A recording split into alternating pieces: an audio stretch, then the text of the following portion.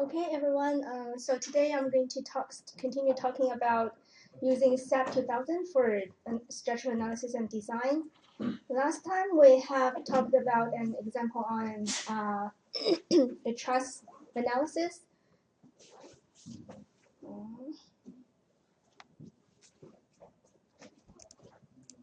So today I'm going to show you some, firstly, frame analysis and design, and then I'll show you how to use SAP 2000 to do some more advanced structural analysis, such as model analysis and structures subjected to earthquake loadings. So now let's look at this frame structure.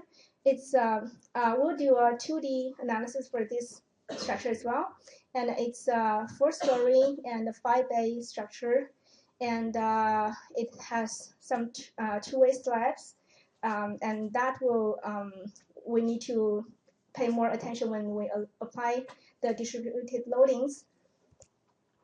And here just to show you the load combinations on this structure. We have some dead loads in this trapezoidal shape and some uniformly distributed, and also a live load.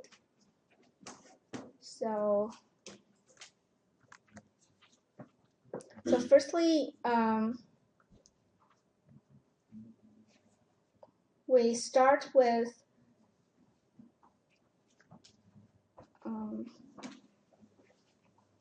the grid line so that we can draw the structure. The spans in there are 5 spans, so we need 6 grid lines in X direction and just 1 in Y, since we're doing a 2D, and 5 because it's a 4-story. And the spacings in X direction is 6 meters, and Y direction is 5 meters, and the height of the structure, story height, is 4 meters. So those are the parameters we set for the grid lines. So we have a 3D and 2D view. Here we're in the 2D, we click on the XZ, so we're just looking at the XZ plane. And after that, before we draw the geometry, we need to define materials. Here we need to, since it's a concrete structure, so we need to define a concrete material. So since now, instead of using kips and inches, we're using kilonewtons and meters. So we define a different type of concrete material, which is C25, and set the compressive strength to 25,000. Okay. So now the material is defined. After that, we need to define the section. So we go to section properties, click on frame sections, and add new properties. And here, drop down list, we click on concrete, and we have all these shapes, and we can just click on this rectangular cross-sectional shape for this case, and then it will pull up this window for you to design the cross-section. So here, first we design the column section with 0.3 by 0.3. And since it's a concrete structure, and it allows you to design the concrete reinforcement as well. So here where the design type is column and rectangular, and everything else can remain as the same. And then we choose the longitudinal bar size, say 20D, and the confinement as well. So we choose 8D, and then, okay. So here is the section view for your column. And then we add another beam section which we say it's 0.3 by 0.5.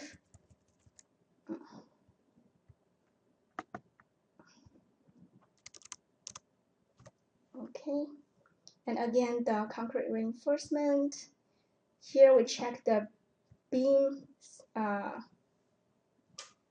then okay. Okay, so now we have the cross sections defined for both columns and beams. We are ready to draw the geometry. Yeah, it doesn't show because it's like a design problem, so it will not show the distribution. But you can like design the cross sections as you wanted to do the analysis.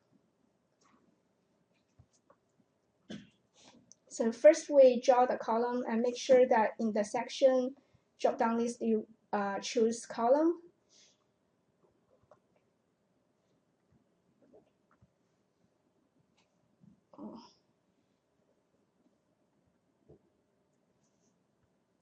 And right click will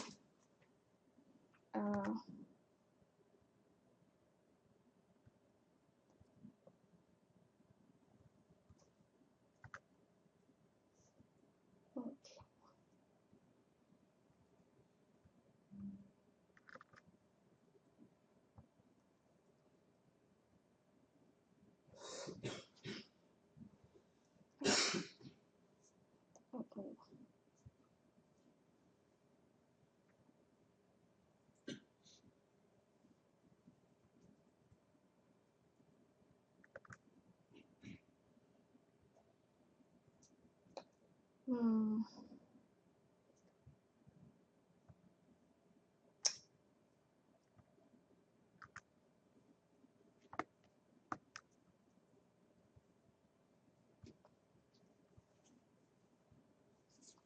Does anyone happen to have a mouse?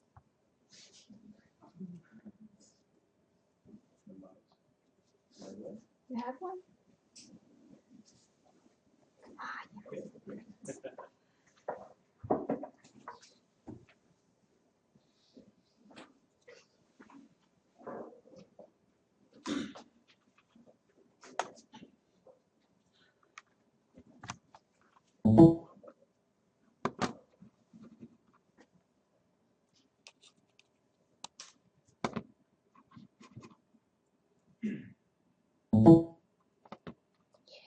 Okay.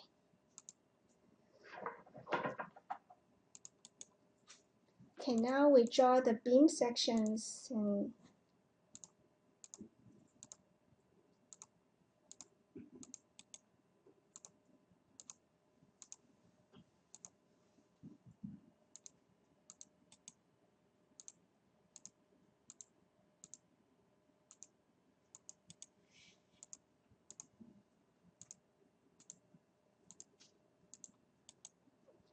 okay. Now the geometry is drawn and we need to assign the boundary conditions and the loading. So for boundary conditions, we select all the bottom joint and go to assign to joint and click on restraints. Here we want to set some fixed boundary conditions, so we choose the first one. It will restrain all the translational and rotational degree of freedoms, and it shows up here. And now we need to define the load cases. Since we have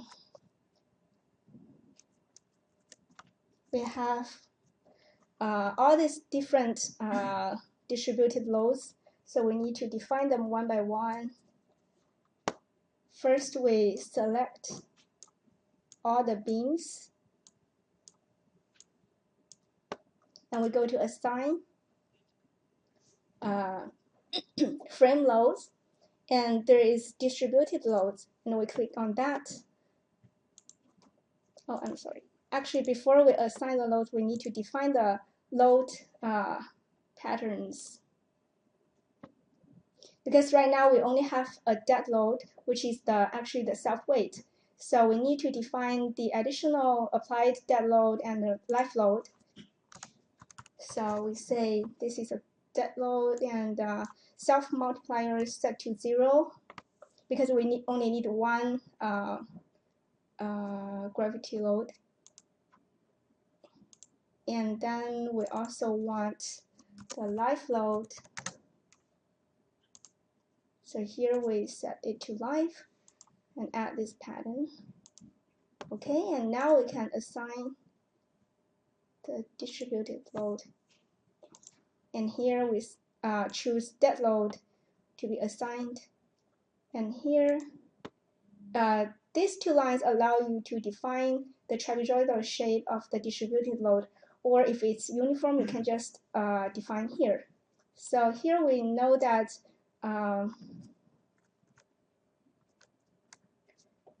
it will have the maximum at 2.5 and between 2.5 and 3.5 for 26.5 kilonewton.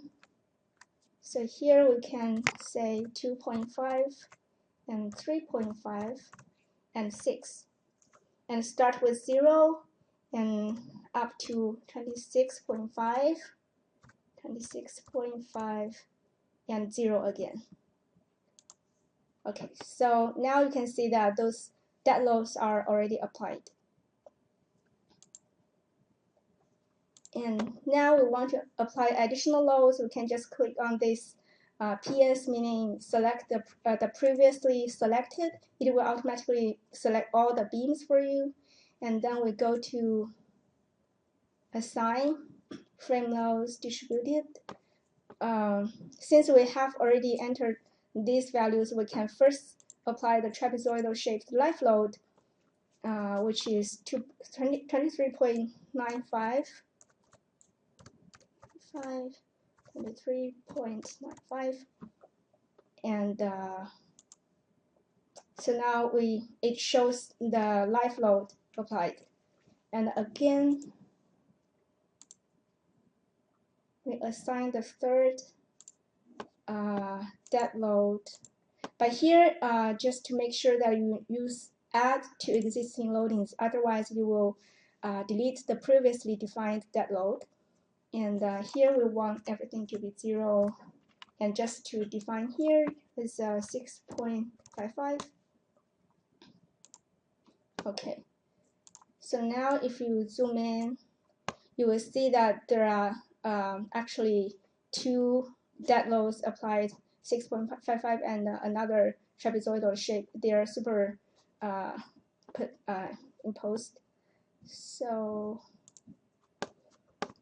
now we have the boundary conditions and the loadings applied, so we're ready to run the analysis. You have to flag a blue for columns, or it automatically takes yours? It's already taken, yeah.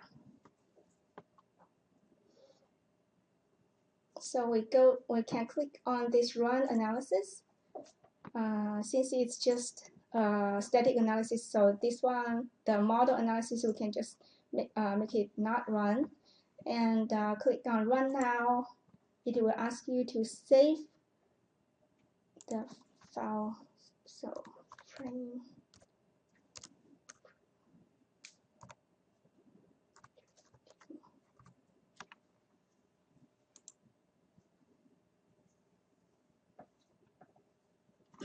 Okay, so now in the active window, it will show the deflected shape. You can also choose to show other quantities, such as show force or stress. You can choose from, let's say, dead load, and then you move your mouse along the columns, you will see those values. And also you can right click on any of the member. It will pull up this window to show some more detailed information about this component. And you can also say we want to see the moment, and it will show you the moment values on the graph. And now we're ready to design it. Wait.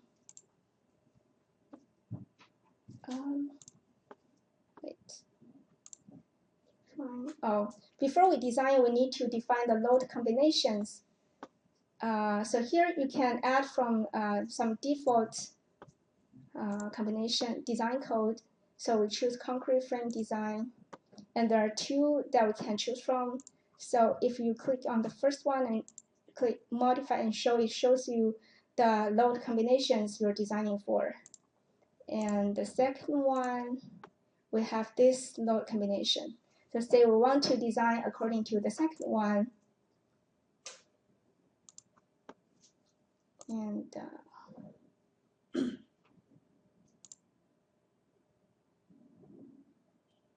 okay, so now it has finished the design for you. So for example, you right click.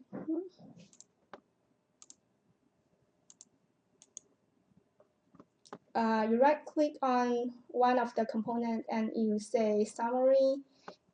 It gives you all these informations of the proposed design,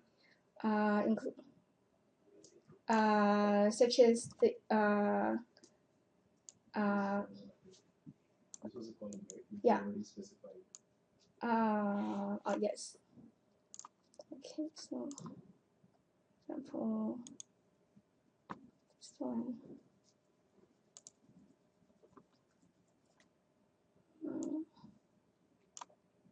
I think here it should show the shear. Okay, the shear reinforcement. I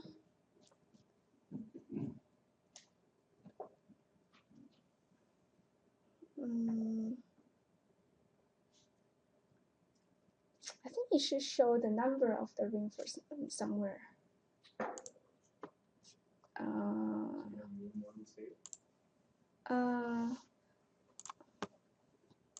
I'm not sure whether that. Okay. Frame 2D. Is that one?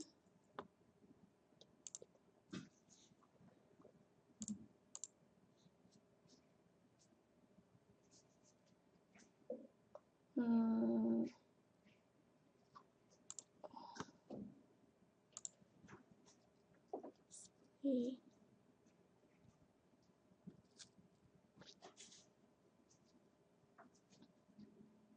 I think this one has already run, so it doesn't.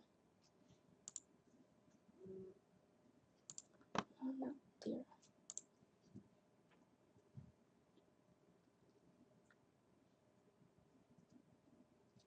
If I go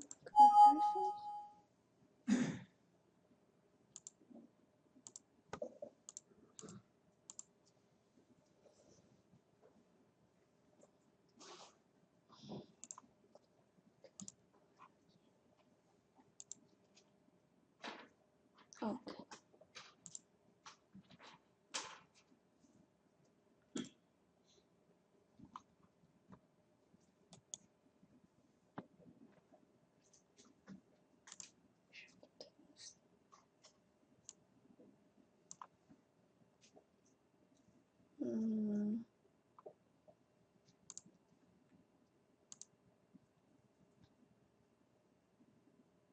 Well, I guess these are just the details of the reinforcement for flexural design. But why that's. Are you expecting Looks number like of bars or something? Because it looks like the numbers are very small. I'm not sure why. But I do notice that some of the columns are marked as red, meaning that it's not. It says that the reinforce required exceeds the maximum allowed. So maybe this design itself is not very suitable, so you need to go back and change some of the sections or choose a different number of reinforcement bars. So I guess that in that way, you should be able to find some valid design for this structure. Okay. So now I want to move on to some more advanced structural analysis using SAP. So firstly, before we can look at the earthquake analysis case, we need to first understand model analysis of the structure, which will give you a natural frequency of the structure so that you can understand how the structure would behave in a dynamic case. So for some of you that are not very familiar with the structural dynamics, we can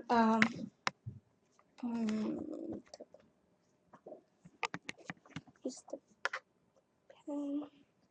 Where do you put the pen? Yeah. The other side? Oh.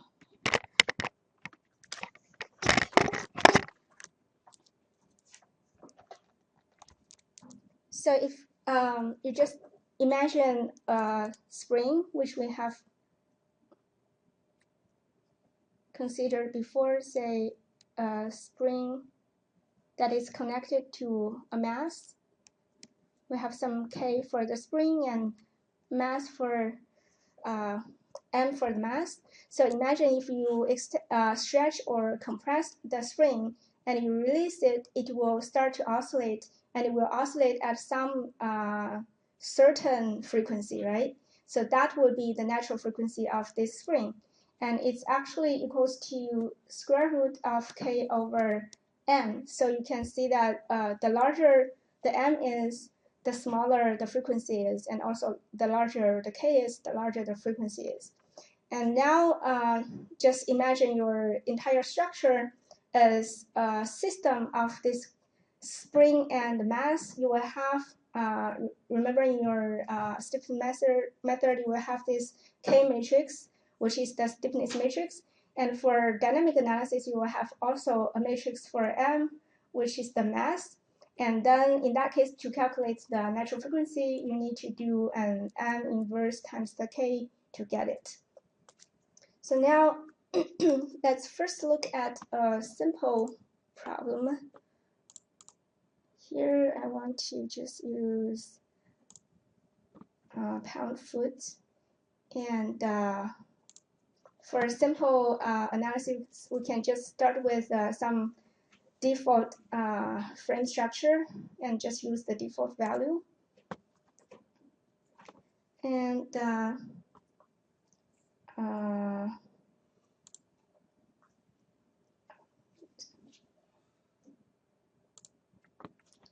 so here we need to modify the model analysis load case. We go to modify, and here you can choose whether you want to do an eigenvector or risk vector analysis. They're both okay, but the eigenvector analysis is a better insight for you to know the real the structural behavior, because it's based on the free vibration of the structure, while the risk vector is more of when you have some external loadings to drive that structure, and it will give you a better understanding of how the structure behaves under that dynamic load. So here's we can do an eigenvector analysis since there is no external loading, and here you choose the maximum number of modes. Usually in structural analysis, the number of modes is associated with the number of stories. Since here you only have a 2-story building, so we can limit this maximum number to 2. And then just click on OK.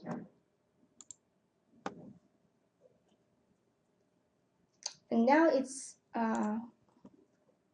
okay for us to run the analysis. Since we don't want the static analysis, we can make it do not run and just run the model analysis.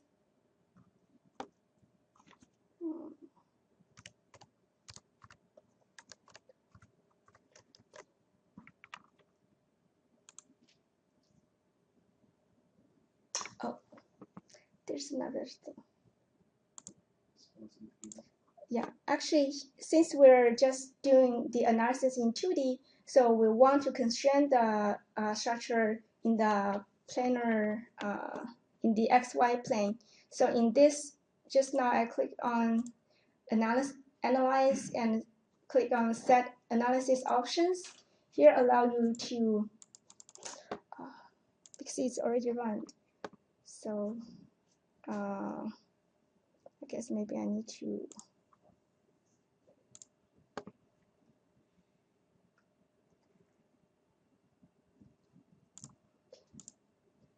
Okay, so this is the model that I have already built. So here you can choose to constrain it to the XZ plane, and then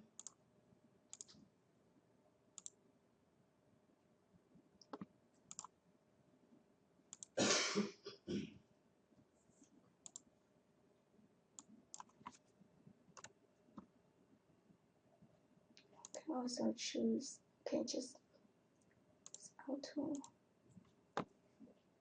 And if you click on here, it will go to the next mode, which is so the first mode is in this shape, and the second mode is in this shape. Can you explain what mode is?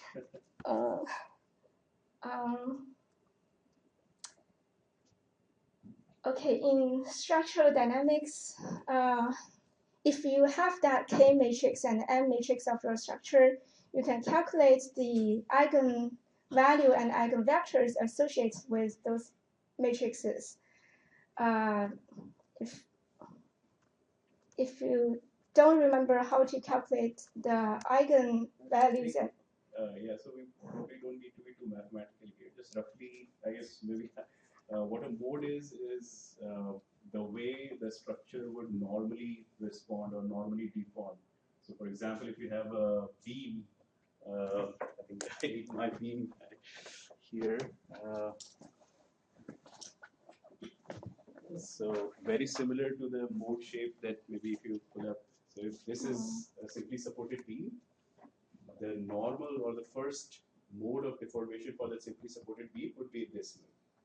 This would be the first mode of dynamic response of the beam.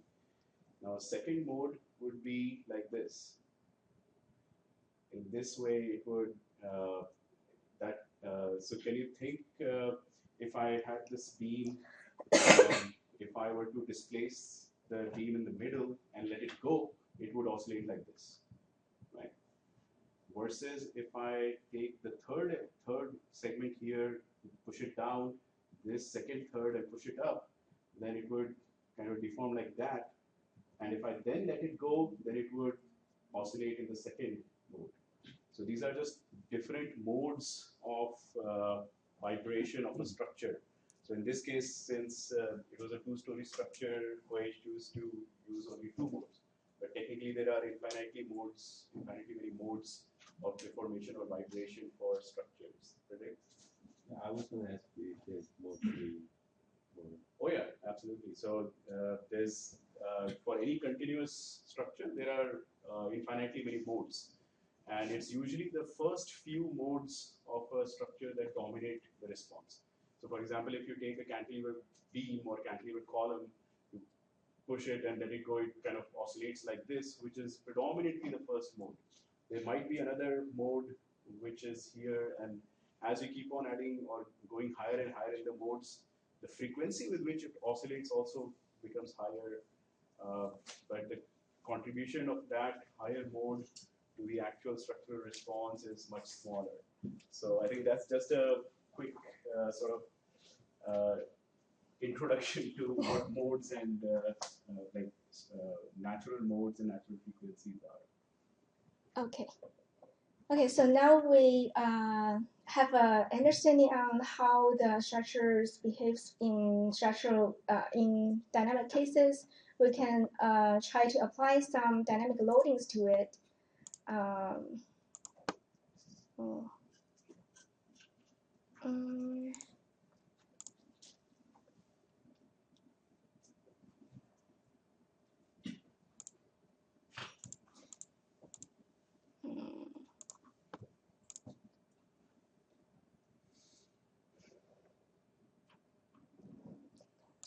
Cases. So in this example, I have already defined some dynamic loading. So to define that,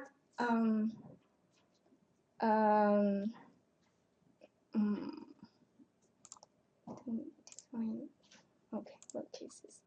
So actually here you can like add more load cases. So just in the drop-down list, you choose time history and rename them to say time history 2, and check linear model and transient for the analysis, and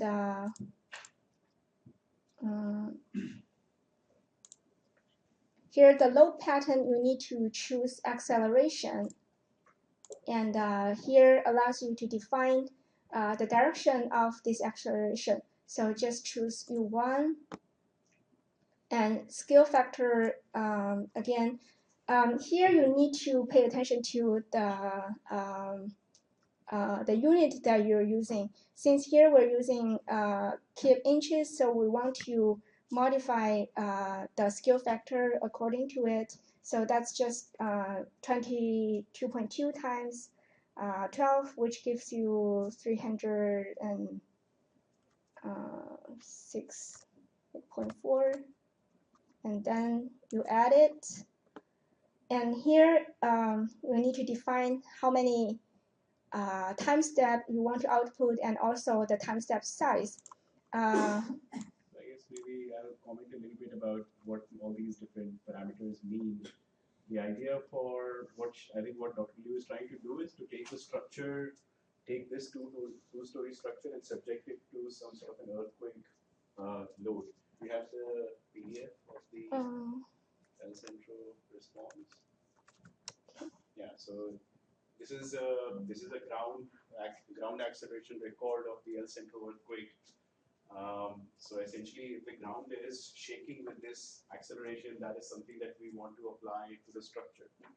And the way we normally do dynamic analysis is to do what is called time stepping. So in essence, what we are saying is that initially at time 0, my structure is at rest, and I know the displacement, velocity, and acceleration at each point in the structure. And then what I'm going to do, knowing the velocity acceleration right now, I'm going to calculate the displacement, velocity, acceleration of that point at the next time step.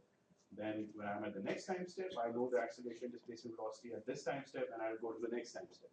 So what in that pull down menu you had a time step of 0.1 second? Yeah, I have to change that. Okay. Oh. But for this particular example, I'm not applying the L central ground motion. Instead, I just want to, some sine curve. So here, say I want to set it to 0.01. 0.01 second is the time step. Okay. Because we already know the natural frequencies. You want to run it for 500 steps? Right. Okay. So that's 5 seconds total.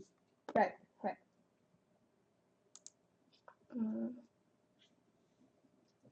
So actually, before this is just to show you how you define the load case, and since I have already defined that.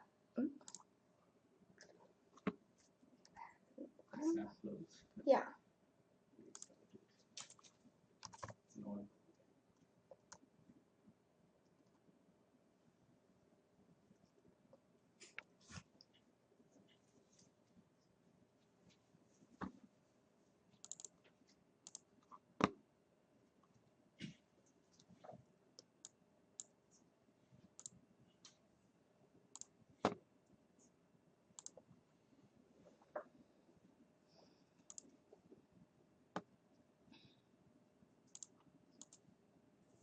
So this is the model that I have already defined. But I guess because here actually I'm choosing this time history sine function, and so I guess before that I should have shown how to define a function. So if you go to define and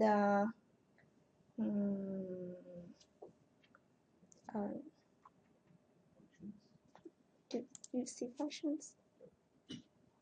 Oh, there. Okay. So you can go to functions and define time history function.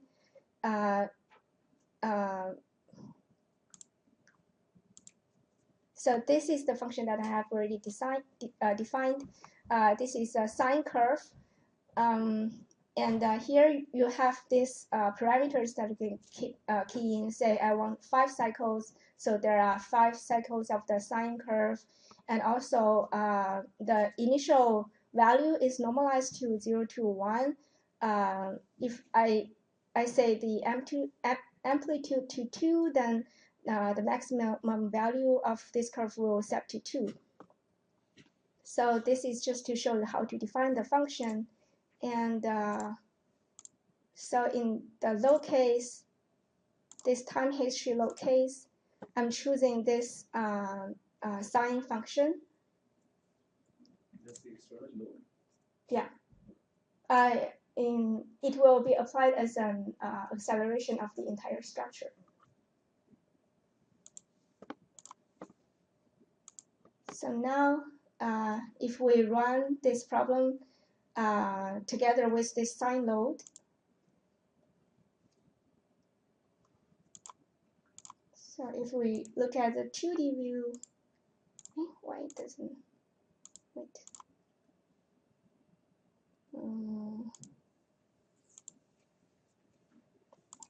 There's,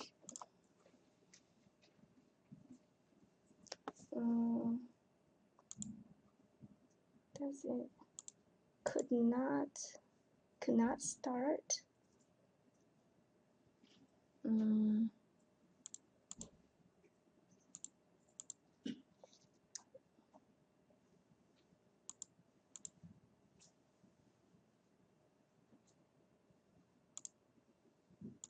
I'm not sure why this one is not run, because just now it ran and I even generated that. I think you have an animation of the.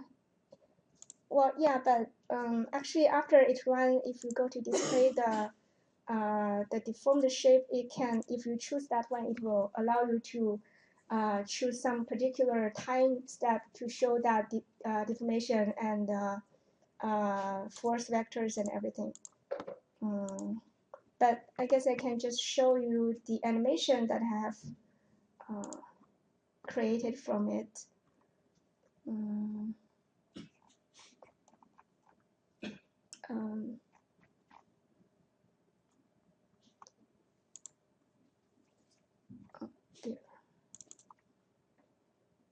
So this is the time history of the structural deformation over that 5 seconds. And we can see that this structure actually oscillates along with the sine loadings applied to it. Because the sine loading is applied to the structure is like a back and forth pattern. So that's why this structure is also oscillating that way. So I hope you can see that.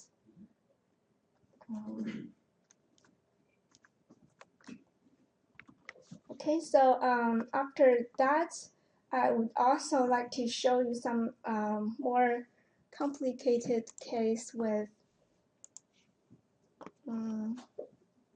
This is actually also the first tutorial example that that's being shown in the SAP 2000 official website. If you want to have a better understanding, you can go to the website and look at it. So here I'm just going to highlight some of the useful functions that you can use. For example, here, so maybe first I'll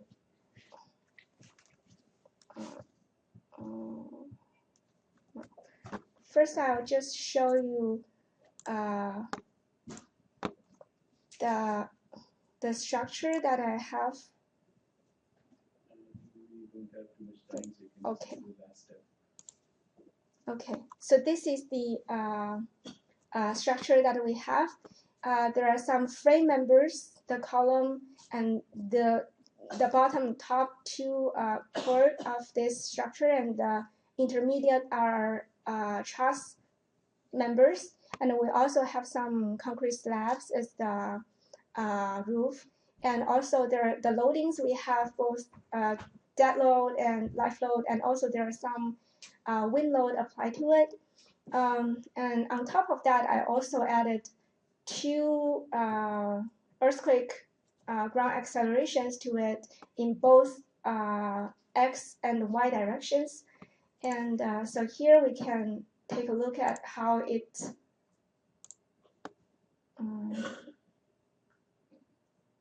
okay.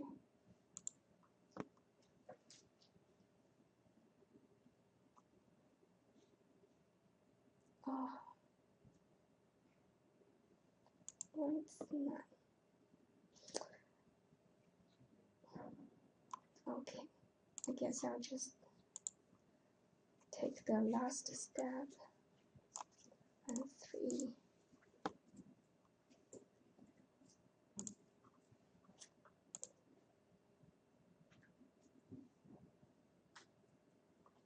It's because I didn't put in the file. It's probably not in the Chromebook. Yeah. So because in this case, I'm trying to apply the L central earthquake loading data into this. So it will apply the curve that we have just shown you. So the ground acceleration will not be some function that's easily defined, but it will be some data points at each time step. So it will apply that particular acceleration at each time step. But since I don't have it here, guess I'll just show you the animation. And also for your information, you can create videos from file and create videos and then choose the first one. It will allow you to create an AVI animation of the deformation of the structure. So here I'm just going to show you the animation that I got from this example.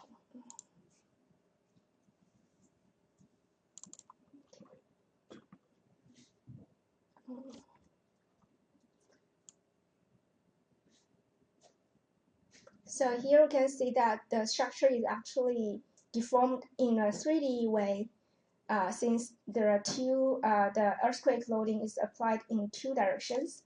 So this gives you an idea how a structure would behave under some earthquake ground motions. Yeah,